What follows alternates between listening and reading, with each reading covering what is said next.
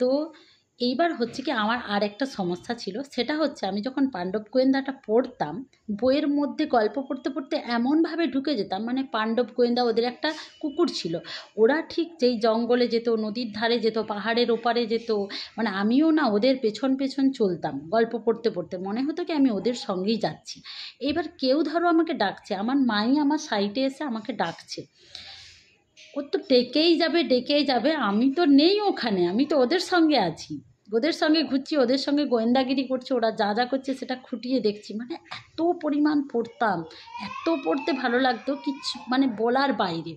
এবার মা এক সময় কী করতো, সামনে এসে দাঁড়িয়েও যখন আমাকে পাচ্ছে না ডেকে ডেকে, লাঠি দিয়ে স্যাপ স্যাপ করে দুটো দিয়েই দিল পিঠে। মানে কি বলবো তোমাদেরকে, এই রকম অত্যাচার চলতো আমার ওপরে। তোমরাই বলো এটা কি ঠিক? এখন এই বয়সে কি আর আমি গল্পের বই পড়বো? এখন তো আমি কর্মজীবনে ব্যস্ত হয়ে গেছি, কিংবা নাহলে সংসার জীবনের কাজ করতে করতেই আমি শেষ। তাহলে মার বলো তো, আমাকে গল্পের বইটাও সেই সময় ঠিক করে পড়তে দেয়নি। আর সেই জন্যে, শুধু সেই রাগের জন্য এখন আমি কিন্তু ডিউটি করতে করতেও দেখো গল্পের বই কিন্তু রেখেছি, বুঝলে? হ্যাঁ, সেই শোধটা তোলার জন্যে। মাকে গিয়ে বলবো, তুমি তো তখন আমাকে গল্পের বই পড়তে দাওনি, কিন্তু আমি এখন গল্পের বইগুলো পড়ে পড়ে কমপ্লিট করছি। আমার সেই আশাটা কিন্তু, শখটা আমি পূরণ করছি।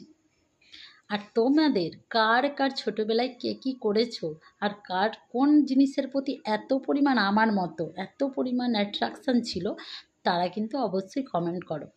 ওকে, চলো আজ এই পর্যন্তই। সুস্থ থেকো, ভালো থেকো, টাটা, লাভ ইউ, বাই।